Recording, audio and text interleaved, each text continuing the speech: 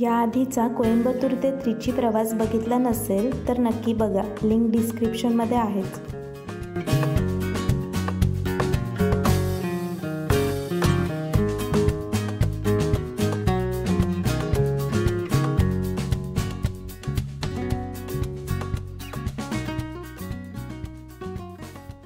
आत्ता आम्ही तंजावरमध्ये पोहोचलोय.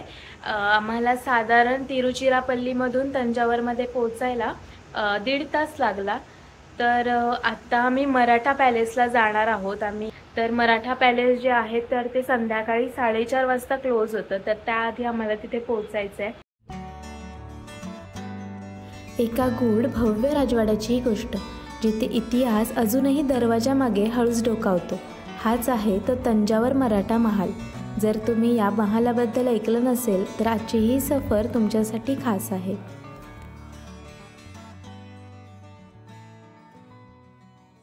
तर हा जो राजवाडा आहे तो राजवाडा नाही तर किल्ला म्हणून बांधण्यात आला होता. तंजावर नायक राजांच्या मागणीनुसार हा किल्ला 16व्या शतकात बांधण्यात आला आणि 16व्या ते 17व्या शतकापर्यंत तिथे या किल्ल्यावरती त्यांनी राज्य केलं. 1974 मध्ये मराठा शासक व्यंकोजी यांनी हा किल्ला त्याच्यानंतर ताब्यात घेतल्यानंतर मराठ्यांचे साम्राज्य स्थापन झाले. आज मराठा राजांचे वंशज असलेले भोसले कुटुंबीय या राजवाड्याचे मालक आहेत.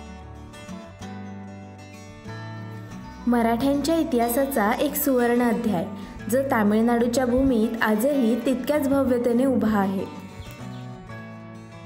तंजावर हे शहर आधी चोल राजवटीचं महत्त्वाचं केंद्र होतं. पण 1674 साली छत्रपती शिवाजी महाराजांचे सावत्र बंधू व्यंकोजी भोसले यांनी या भूमीत मराठा साम्राज्याची स्थापना केली. तिथून पुढे जवळपास 2 शतकं भोसले घराण्याने इथे राज्य केलं आणि याच काळात बांधला गेला हा तंजावर मराठा महाल.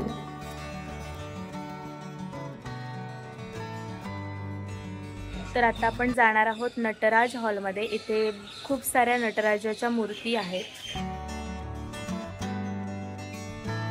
या राजवाड्यातील नटराज मंडप हे एक भव्य सभामंडप आहे, जिथून शैव परंपरेची आणि तमिळ भक्ती संस्कृतीची झलक आपल्याला पाहायला मिळते. आज इथे येणारे पर्यटक या नटराज हॉलच्या कलात्मक सौंदर्यामुळे आणि इतिहासामुळे आकर्षित होतात. नटराज मंडप हा मराठा आणि द्रविड स्थापत्य शैलीचा सुंदर संगम आहे. या सगळ्या गोष्टी तत्कालीन राजांच्या अभिरुचीचं दर्शन घडवतात. आणि पंडियन राजाच्या काळातले कॉईन्स सुद्धा ठेवलेले आहेत आणि शिवाजी महाराजांच्या पण काळातले कॉईन आहेत इथे.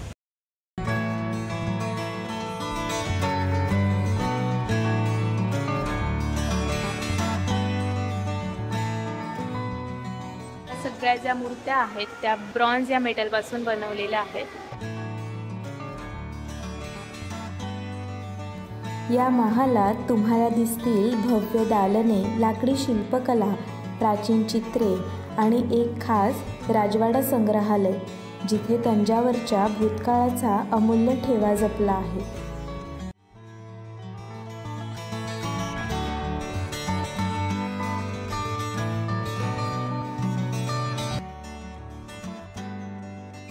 हा आहे राजा सरफोजी मेमोरियल हॉल.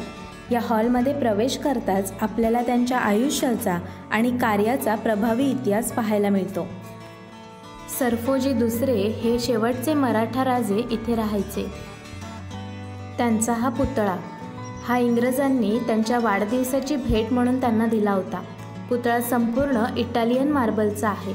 मऊ संगमरवरामुळे पुतळ्यावरील ड्रेससुद्धा एकदम रेखीव आहे. पुतळ्याची पगडी काढता येऊ शकते.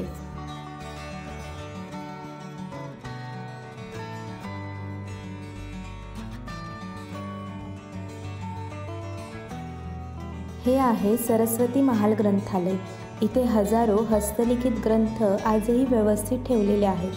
संस्कृत, मराठी, तमिळ, तेलुगू अशा अनेक भाषांमध्ये ग्रंथ आहेत. येथे छत्रपती शिवाजी महाराज, संत तुकाराम, संत ज्ञानेश्वर आणि अन्य संतांच्या साहित्याचा संग्रह आहे. भोसले घराण्याने तंजावरमध्ये केवळ शासन नाही केलं, तर शैक्षणिक, सांस्कृतिक आणि धार्मिक क्षेत्रातही मोठं योगदान दिलं. त्यांनी स्थानिक भाषांचा आदर केला. मंदिरांच्या जतनासाठी निधी दिला आणि तमिळ व मराठी संस्कृतीचं सुंदर मिश्रण तयार केलं.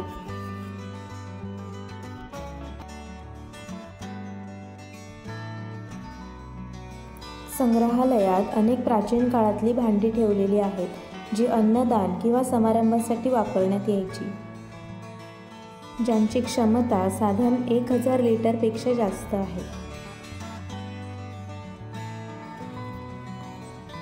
काळाच्या ओघात देखील यांचे स्वरूप टिकून आहे.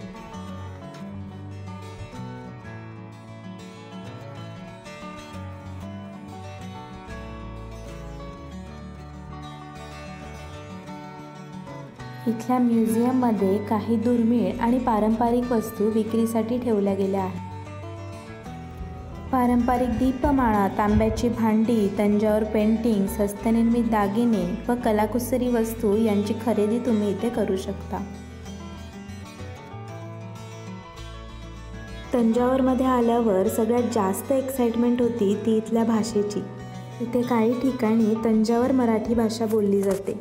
ही भाषा पारंपरिक मराठीसारखीच, पण तमिळ भाषेचा प्रभाव तिच्यावर स्पष्टपणे जाणवतो.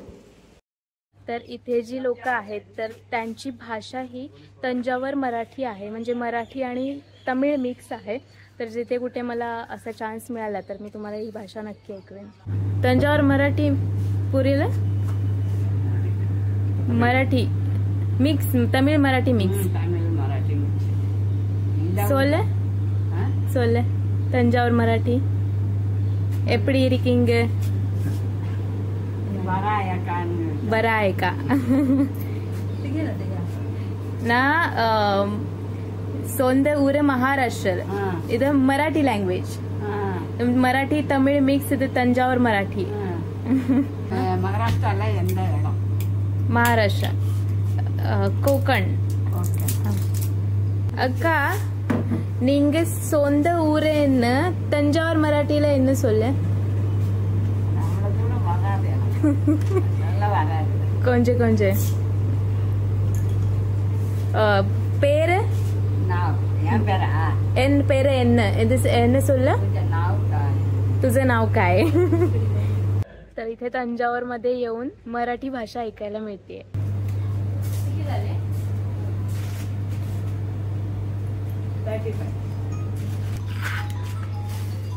छत्रपती शिवाजी महाराजांची मूर्ती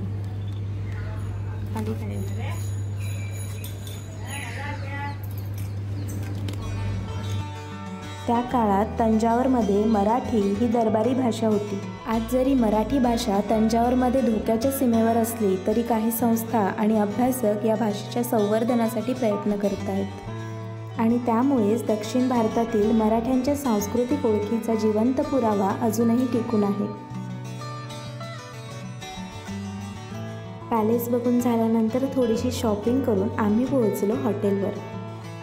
तर आता आम्ही जेवायला बाहेर जातोय. खालीच एक हॉटेल आहे आर्याभवन म्हणून, आणि इथे आम्ही जेवणार आहोत. संध्याकाळी आल्यावर अजिबात त्राण नव्हता मला व्हिडिओ बनवायचा.